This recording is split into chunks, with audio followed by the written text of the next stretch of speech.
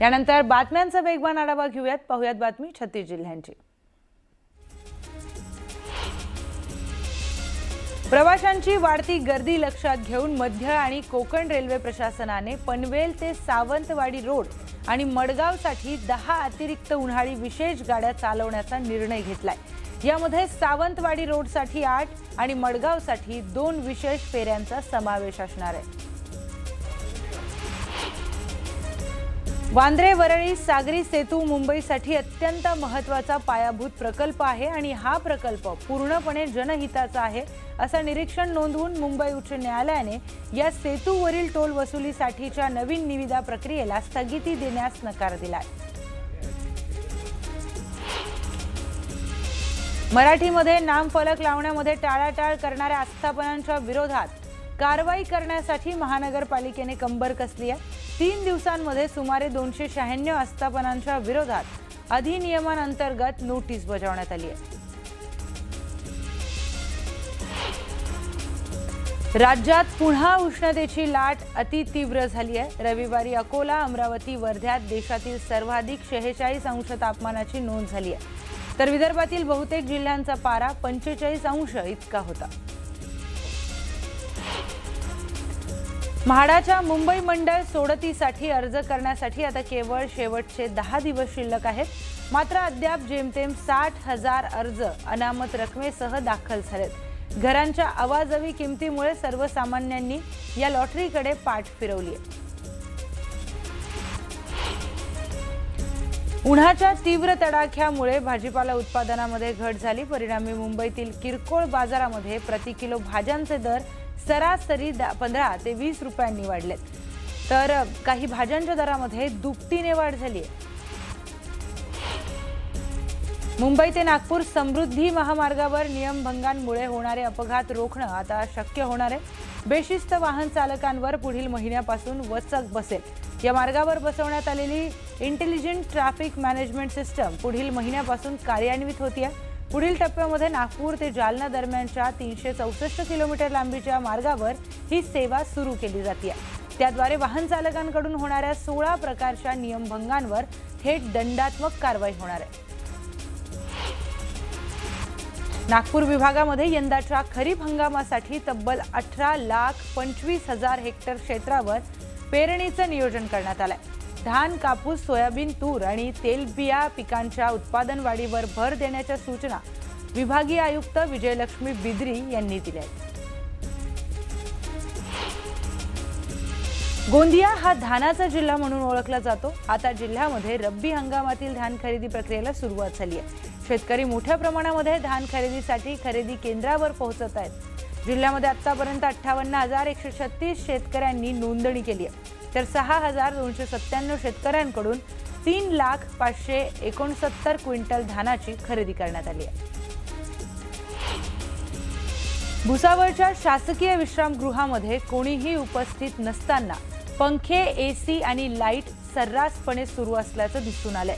विजेचा अपव्यय होत असतानाही संबंधित अधिकारी मात्र याकडे दुर्लक्ष करत असल्याचं दिसून येत आहे. सरकारी कार्यालयांमध्ये ऊर्जा बचतीबाबत सतत सूचना दिल्या जात असताना प्रत्यक्षात मात्र नियमांचं पालन होत नसल्याचं या प्रकारातून स्पष्ट होत आहे.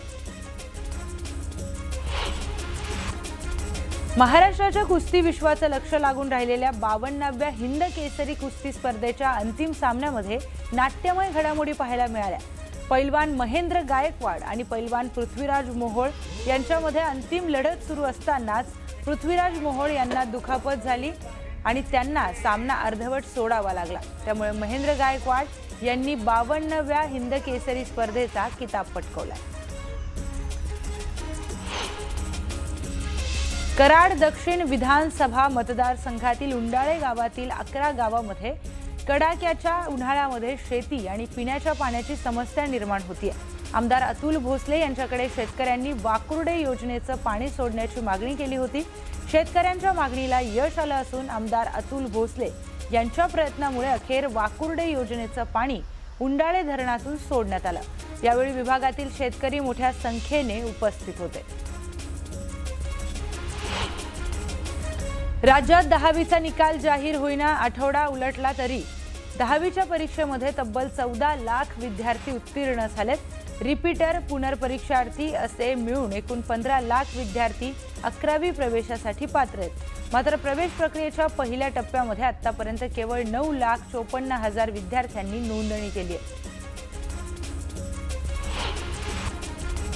उत्तराखंडमधील प्रसिद्ध चारधाम यात्रेला 19 एप्रिलपासून सुरुवात झाली आहे। आतापर्यंत 15.36 लाखांपेक्षा जास्त भाविकांनी दर्शन घेतलं।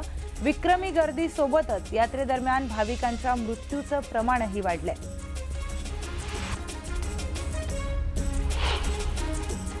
यानंतर एक सविस्तर बातमी आपण पाहूयात। इराण आणि इस्रायलमधील युद्धाचे जगभरात परिणाम जाणवायला लागलेत। अनेक देशांमध्ये इंधन तुटवड्याची समस्या निर्माण झाली आहे। अशातच इंधन टंचाईच्या मुद्द्यावरून पंतप्रधान नरेंद्र मोदींनी देशवासियांना गंभीर इशारा दिलाय। इंधन संकटाची स्थिती सुधारली नाही तर सर्व काही संपेल। काही दशकांमध्ये झालेली प्रगती पुसून प्रचंड गरिबी येऊ शकते असा इशारा पंतप्रधान मोदींनी दिलाय। नेदरलँडमध्ये भारतीयांना संबोधित करताना मोदींनी हे विधान केलंय। मोदींच्या या विधानामुळे इंधनासह अनेक मुद्द्यांवरून जगभरात निर्माण झालेलं भयान वास्तव समोर आलंय। त्यामुळे आता देशातील नागरिकांनी इंधन बचत करणं गरजेचं बनलंय।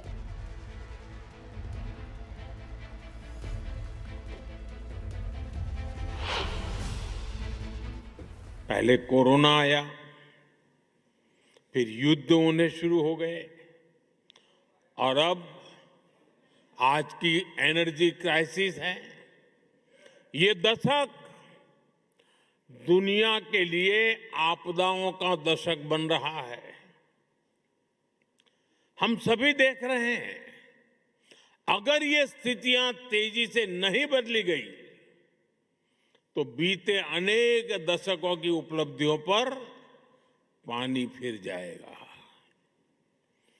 दुनिया की बहुत बड़ी आबादी फिर से गरीबी के दलदल में चली जाएगी। यानंतरची बातमी आपण पाहूयात। इंधनाची बचत करण्यासाठी मुख्यमंत्री देवेंद्र फडणवीसांनी विमानाचा वापर टाळलाय। रस्ते मार्गे मुंबईहून पुणे तसेच पुणे ते मुंबई असा प्रवास त्यांनी केलाय। कनेक्टिंग लिंक मार्गे त्यांनी हा प्रवास केलाय। पंतप्रधान मोदी यांच्या आवाहनाला प्रतिसाद म्हणून काटकसरीचा निर्णय घेण्यात आलाय।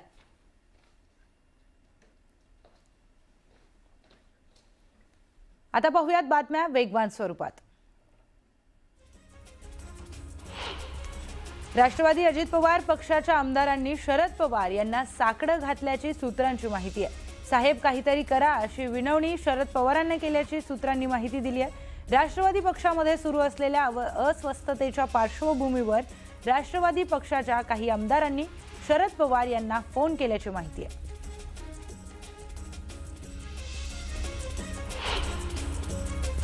चंद्रकांत नवघरे यांनी हिंगोली परभणी स्थानिक स्वराज्य संस्था मतदारसंघामध्ये राष्ट्रवादी काँग्रेसचाच आमदार निवडून येईल असा दावा केलाय। दोन्ही जिल्ह्यांमध्ये राष्ट्रवादीचे सर्वाधिक सदस्य असल्यामुळे विजय निश्चित असल्याचं ते म्हणाले। भोसरीमध्ये माजी महापौर मंगला कदम यांनी आमदार महेश लांडगे यांना धारेवर धरल्याचा व्हिडिओ सोशल मीडियावर व्हायरल होतोय। माजी आमदार विलास लांडे यांना पराभूत करण्यासाठी मदत केली, मात्र तुमचे नगरसेवक सहकार्य करत नसल्याचा आरोप मंगला कदम यांनी केलेला आहे। मराठा आरक्षणाऐवजी शेतकऱ्यांच्या प्रश्नांवर लढा उभा करण्याचा अप्रत्यक्ष सल्ला शिवसेनेचे नेते आमदार बच्चू कडू यांनी मनोज जरांगेंना दिलाय। सर्व जाती धर्मातील शेतकऱ्यांसाठी आपण लढत असल्याचं त्यांनी स्पष्ट केलंय। तसेच हमीभाव आणि शेतकरी कर्जमाफीबाबत सरकारच्या भूमिकेवरही त्यांनी टीका केली आहे। नांदेडमध्ये आयोजित भाजपच्या 2 दिवसीय प्रशिक्षण शिबिरावर उधळपट्टीचे आरोप होत आहेत। महागड्या वातानुकूलित हॉलमध्ये झालेल्या कार्यक्रमात कार्यकर्त्यांसाठी शाही मेजवानीची व्यवस्था करण्यात आलेली। पंतप्रधान नरेंद्र मोदी यांनी काटकसरीचं आवाहन केलेलं असताना भाजपकडूनच त्याला हरताळ फासल्याची चर्चा सुरू झाली आहे। राष्ट्रवादी शरदचंद्र पवार पक्षाचे नेते जयंत पाटील यांनी देशाच्या आर्थिक परिस्थितीवर चिंता व्यक्त केली आहे। डॉलर लवकरच 100 रुपयांच्या वर जाईल आणि पेट्रोल 120 ते 130 रुपये लिटर होईल असा दावा त्यांनी केलाय। ईश्वरपूर येथील कार्यक्रमात बोलताना त्यांनी आर्थिक संकटामुळे लॉकडाऊन सारखी परिस्थिती निर्माण होईल असं मत व्यक्त केलंय। पुण्यातील कृषी महाविद्यालयाच्या सिंचन नगर मैदानावर आयोजित ॲग्री हॅकेथॉन 2026च्या समारोप समारंभाला मुख्यमंत्री देवेंद्र फडणवीस उपस्थित राहिले। यावेळी त्यांनी कृषी क्षेत्रातील नव्या संशोधनावर आधारित स्टार्टअप्सच्या प्रदर्शनाची पाहणी केली। सदाभाऊ खोत यांनी शेतकरी नेते राजू शेट्टी यांच्यावरील पोलिसांच्या वागणुकीवर तीव्र नाराजी व्यक्त केली। शेतकऱ्यांच्या प्रश्नावर आंदोलन करणाऱ्या नेत्याला सन्मानाची वागणूक मिळाली नाही अशी टीका करत खोत यांनी सरकारलाच घरचा आहेर दिलाय। महसूल मंत्री चंद्रशेखर बावनकुळेंनी अमरावती जिल्ह्यातील दर्यापूर उपविभागीय महसूल कार्यालयाची अचानक पाहणी केली। त्यावेळी त्यांनी थेट महसूल सहाय्यकाच्या खुर्चीवर बसून कार्यालयीन कामकाजाचा आढावा घेत नागरिकांची कामे पारदर्शक आणि वेळेत पूर्ण करण्याच्या सूचना दिल्या।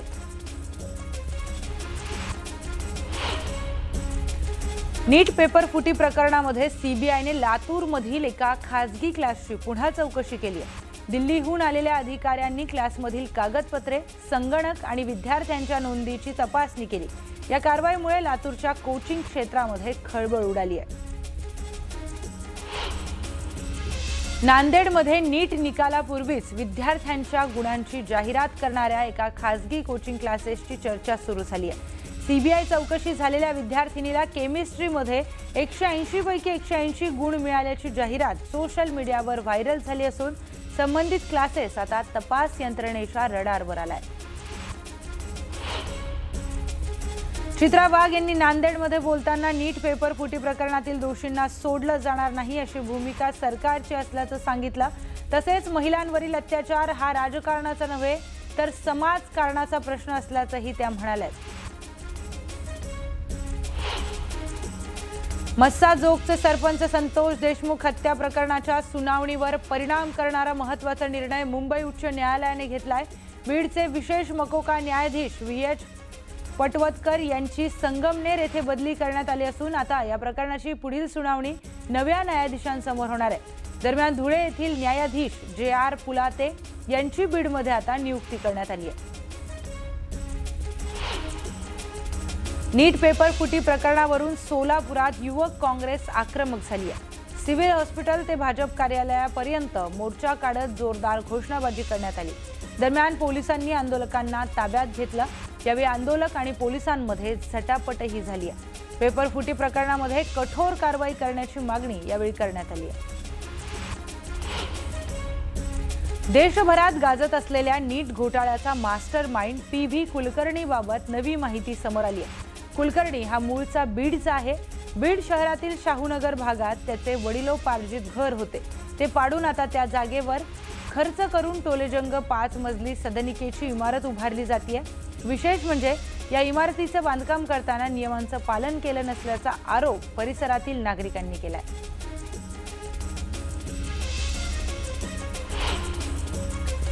पुण्यातील दगडूशेठ हलवाई गणपती संस्थानाबाबत मोठी बातमी समोर आली आहे। दगडूशेठ हलवाई गणपती संस्थानला अ वर्ग पर्यटन क्षेत्राचा दर्जा देण्याचा राज्य सरकारने निर्णय घेतलाय।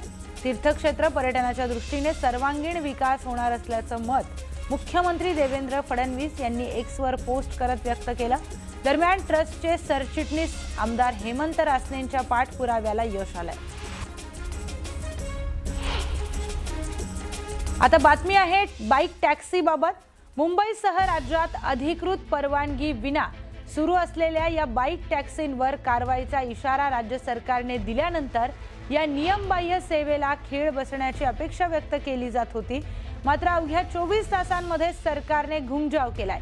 ही सेवा देणाऱ्या कंपन्यांचे app play store, Apple app store वरून हटवण्याचे आदेश मागे घेण्यात आलेत।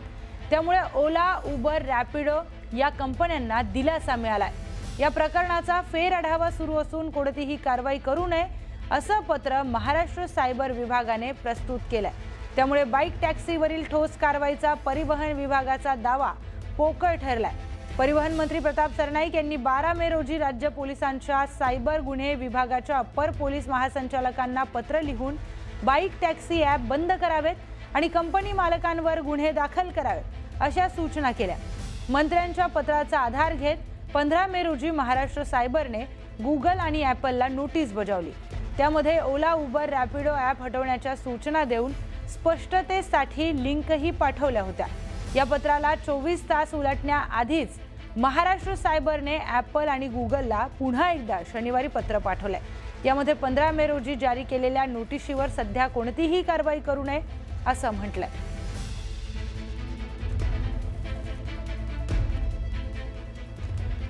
पुढची महत्त्वाची बातमी पाहूयात। बिहारमधील सासाराम रेल्वे स्थानकावर पटना फास्ट पॅसेंजर ट्रेनच्या एका डब्याला भीषण आग लागल्याची घटना घडली आहे। प्लॅटफॉर्म क्रमांक 6 वर उभ्या असलेल्या या प्रवासी डब्याला अचानक आग लागून डबा पूर्णपणे जळून खाक झालाय।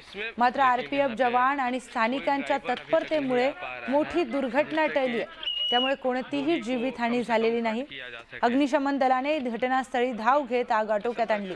प्राथमिक माहितीनुसार शॉर्ट सर्किटमुळे ही आग लागल्याचा अंदाज व्यक्त केला जातोय। बुझाने का यहाँ पे कोई उपाय नहीं है। यानंतर पाहूयात बातमी 36 जिल्ह्यांची। ऐन सुट्ट्यांच्या हंगामामध्ये रविवारी सिंधुदुर्ग जिल्ह्यामध्ये कोकण रेल्वेचं वेळापत्रक अक्षरशः कोलमडल्याचं चित्र पाहायला मिळतंय। रविवारी मडगावहून मुंबईकडे जाणारी कोकण कन्या एक्सप्रेस तब्बल 3 तास उशिराने धावत असल्यामुळे प्रवाशांचे प्रचंड हाल झाले। सावंतवाडी येथे सायंकाळी 8:40 येणारी गाडी रात्री 11:30 वाजता दाखल झाली आणि त्यामुळे मुंबईच्या दिशेने जाणारे शेकडो प्रवासी 3 ते 10 तासांपासून प्रतीक्षेत अडकून पडले होते। नवी मुंबई विमानतळ आणि त्या अनुषंगाने उपलब्ध होणाऱ्या रोजगारामध्ये स्थानिक तरुणांना संधी मिळावी यासाठी शेकापच्या चित्रलेखा पाटील यांनी पुढाकार घेतलाय। त्यासाठी अलिबागमध्ये विशेष प्रशिक्षण केंद्र सुरू करण्यात आलंय। यामध्ये या क्षेत्रातील तज्ज्ञांचं मार्गदर्शन मिळणार आहे। मालवण वेंगुर्ला जवळील निवती रॉक समुद्रात अंडर वॉटर म्युझियम आणि आर्टिफिशियल रीफसाठी भारतीय नौदलाची निवृत्त युद्धनौका INS गुलदार ही स्थापित करण्यासाठी अखेर मुहूर्त मिळालाय। 18 मे पासून स्कटलिंगच्या प्रक्रियेला सुरुवात होणार आहे।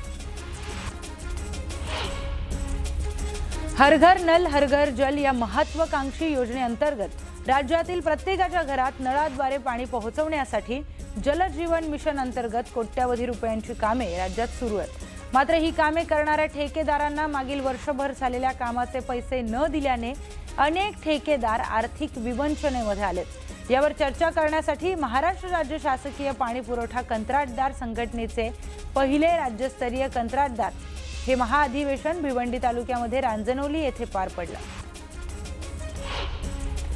पंतप्रधान नरेंद्र मोदींनी नागरिकांना बचतीच्या माध्यमातून आत्मनिर्भर भारतासाठी केलेल्या आवाहनास जाहीर पाठिंबा देण्यासाठी सांगलीतील मारुती चौक येथे नागरिक शेतकरी कष्टकरी परिषद पार पडली। परिषदेमध्ये सदाभाऊ खोत आणि गोपीचंद पडळकरांनी मोदींच्या आवाहनाची खिल्ली उडवणाऱ्या विरोधकांवर टीका केली आहे। कृष्णराज महाडिक यांनी शक्तीपीठ महामार्ग हा समृद्धी महामार्गाप्रमाणे गेम चेंजिंग ठरणार असल्याचा दावा केलाय। विरोधक शेतकऱ्यांची दिशाभूल करत असल्याची टीकाही त्यांनी केली आहे। तर हजारो शेतकऱ्यांनी महामार्गाला समर्थन दिल्याचंही महाडिक म्हणाले। वर्धा जिल्ह्यामध्ये उष्णतेचा कहर पाहायला मिळतोय। जिल्ह्याचा पारा तब्बल 46 अंशांवर पोहोचला असून देशातील सर्वाधिक तापणारा जिल्हा म्हणून वर्ध्याची नोंद झाली आहे। वाढत्या उष्णतेमुळे रस्त्यावर शुकशुकाट दिसतोय, तर भाजीपाला विक्रेत्यांनाही याचा मोठा फटका बसतोय। पुढील 2 दिवस तापमान आणखी वाढण्याची शक्यता आहे, त्यामुळे नागरिकांनी काळजी घेण्याचं आवाहन करण्यात आलंय। शक्तीपीठ महामार्गाच्या विरोधात सोलापूर जिल्ह्यातील पुणे सोलापूर महामार्गावर रास्ता रोको आंदोलन करण्यात आलं। संत सावता माळी यांची संजीवनी समाधी असलेल्या अरणसह पंचक्रोशीच्या गावातील बाधित शेतकऱ्यांनी महामार्ग बंद करून आंदोलन केलं। राजू शेट्टी यांच्या नेतृत्वाखालील पुणे सोलापूर महामार्ग शेतकऱ्यांनी रोखून धरलाय। लहान मुले ड्रग्सच्या विळख्यामध्ये सापडली आहेत। महाराष्ट्राचा उडता पंजाब झालाय। दुसऱ्यांचे पक्ष फोडून जोर जबरदस्ती करण्यापेक्षा अंमली पदार्थांचं वाटप करून समांतर काळ्या पैशांची यंत्रणा चालवणाऱ्या ड्रग पेडलरांच्या मुसक्या बांधा अशी टीका शेतकरी नेते राजू शेट्टींनी केली। जळगावच्या उमाळा MIDCतील उद्योगांवर वीज समस्येचं संकट ओढावल्यानंतर पालकमंत्री गुलाबराव पाटील यांनी महावितरण अधिकाऱ्यांना चांगलंच धारेवर धरलं. जळगावचे उद्योग पळवण्याचे बेणं घेतलंय आहे का, अशा शब्दामध्ये त्यांनी अधिकाऱ्यांची कानउघडणी केली आहे. जळगाव MIDCतील तब्बल 25 ते 30 उद्योग कंपन्या वीज समस्येमुळे बंद होण्याच्या उंबरठ्यावर आल्या आहेत. वारंवार होणाऱ्या ट्रिपिंगमुळे उत्पादनावर मोठा परिणाम होत असून उद्योजकांचं आर्थिक नुकसान वाढलंय. या पार्श्वभूमीवर उद्योजकांनी पालकमंत्री गुलाबराव पाटील यांची भेट घेत अखंडित वीज पुरवठ्याची मागणी केली आहे. पुढील 8 दिवसांमध्ये समस्या सुटली नाही तर उद्योग बंद करण्याचा इशाराही उद्योजकांनी दिलाय.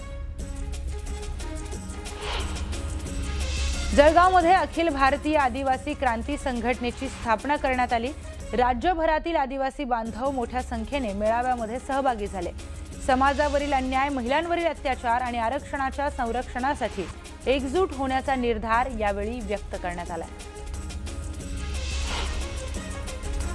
जुन्नर तालुक्यातील कोपरे गावामध्ये तीव्र पाणी टंचाई निर्माण झाली आहे. गावातील महिलांना खडकातील टाकीमध्ये उतरून जीव धोक्यात घालून पाणी भरावं लागतंय. 9 टाक्यांपैकी फक्त एका टाकीमध्ये पाणी शिल्लक असून गावाला 8 दिवसांपासून एकदाच टँकरने पाणी पुरवठा केला जातो. जुन्नर तालुक्यातील पश्चिम आदिवासी भागातील मांडवे गावात पिण्याच्या पाण्याची तीव्र टंचाई निर्माण झाली आहे. गावातील विहिरी आणि नैसर्गिक पाणी स्रोत कोरडे पडल्यामुळे 2,500 लोकसंख्या टँकरवर अवलंबून आहे. मात्र 3 ते 4 दिवसांनी एकदाच टँकर येत असल्यामुळे ग्रामस्थांचे मोठे हाल होत आहेत. दूषित पाण्यामुळे आरोग्याचाही प्रश्न निर्माण झालाय. अमरावती ट्रॅफिक नियमांचा खुलेआम बोजवारा उडाल्याचं चित्र समोर आलंय. कॅम्प परिसरामध्ये विशेष पोलीस महानिरीक्षकांच्या बंगल्यासमोरूनच विद्यार्थ्यांनी खचाखच भरलेले ऑटो धावत असून विद्यार्थ्यांच्या जीवाशी खेळ सुरू आहे. मुख्य रस्त्यावर दररोज नियमभंग होत असतानाही ट्रॅफिक पोलिसांकडून कोणतीही कारवाई होत नसल्याने नागरिकांनी संताप व्यक्त केलाय. भंडारा जिल्ह्यातील तुमसर तालुक्यातल्या खापा या गावामध्ये जनगणनेला तीव्र विरोध करण्यात आलाय. ओबीसींसाठी स्वतंत्र कॉलम नसल्याच्या निषेधार्थ ग्रामस्थांनी जनगणनेवर बहिष्कार टाकत कर्मचाऱ्यांना परत पाठवलंय. जातनिहाय जनगणना आणि ओबीसींची स्वतंत्र नोंदणी झाल्याशिवाय गणना होऊ देणार नाही अशी भूमिका ग्रामस्थांनी घेतली आहे. घरफोडी करणाऱ्या सराईत गुन्हेगाराला मुंबईतील नागपाडा पोलिसांनी अटक केली. दुकानाचं शेड स्क्रू ड्रायव्हरने उचकटून 1,43,000ची रोकड त्यानं चोरली होती. इब्राहिम युनुस खान उर्फ टकल्या असं सराईत आरोपीचं नाव आहे. नागपूरमधील मोमिनपुरा इथल्या फाजिला जबीन हिचा अमरावतीमधील सासरी मृत्यू झाला होता. मात्र सासरच्या मंडळींनी तिची हत्या केल्याचा आरोप करत माहेरच्या लोकांनी मृतदेह कब्रस्तानातून ताब्यात घेतला. या प्रकरणाची चौकशी करावी अशी मागणी त्यांनी केली आहे.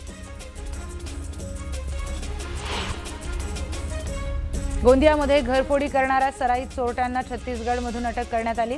गोंदिया शहरातील सिव्हिल लाईन परिसरात चोरट्याने अनेक घरफोड्या केल्या होत्या.